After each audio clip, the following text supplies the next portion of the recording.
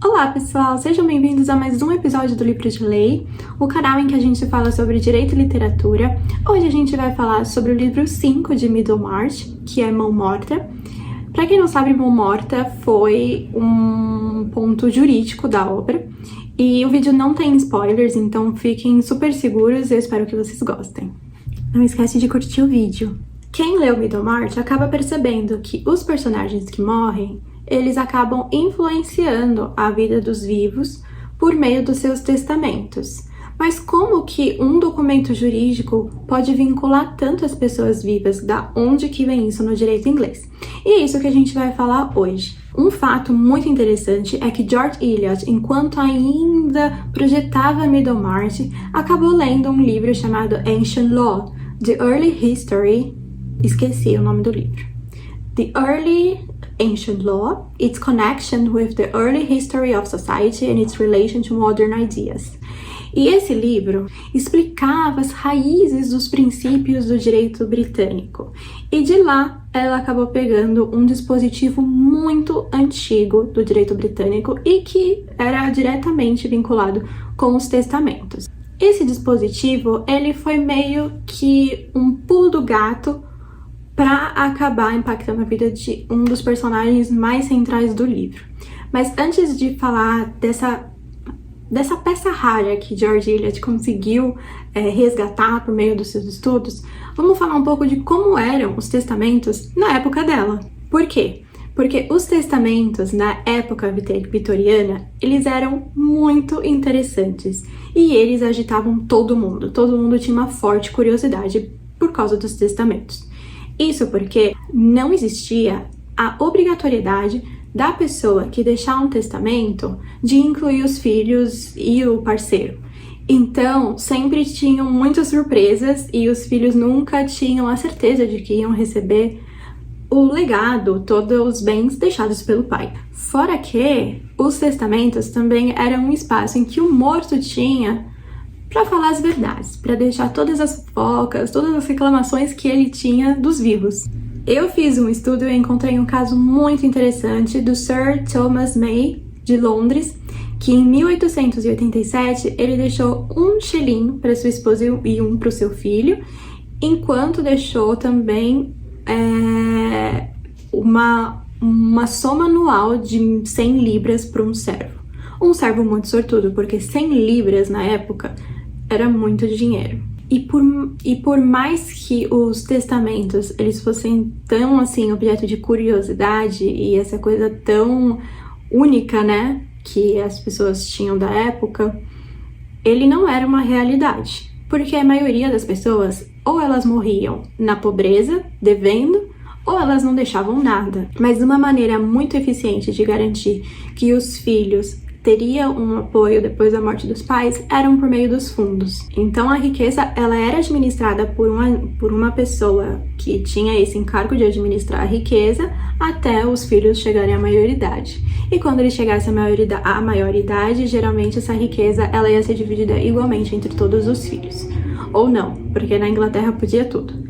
Basicamente, também tiveram muitos casos de pessoas que acabaram deixando nos testamentos todos os seus bens para animais domésticos, por exemplo, para um gato, para um cachorro, enfim. Então, dentro deste contexto, aonde que aparece Mão Morta? Por que que o capítulo 5 se chama Mão Morta? Esse vídeo não tem spoilers, então eu não vou dizer o motivo. Mas vamos lá, que nem eu comentei, George Eliot desenterrou essa questão da mão morta. E da onde que veio isso? Vamos voltar no tempo, vamos para a Inglaterra medieval. Na Inglaterra medieval, existia um sistema feudal em que o senhor feudal, ele detinha as suas terras e ele tinha os seus inquilinos.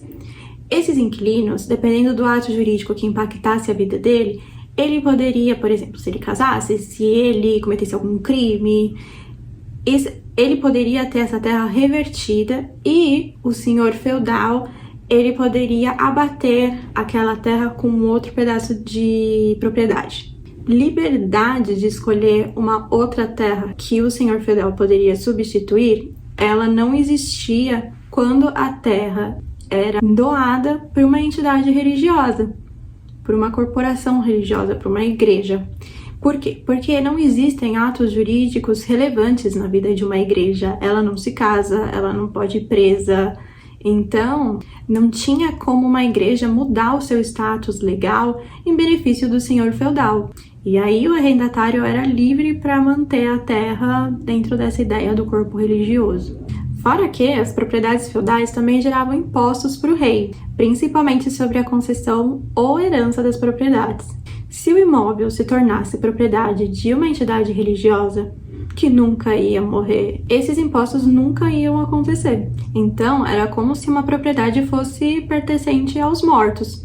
Daí que vem a expressão mão morta. E também pode vir do francês mormant. Mormant?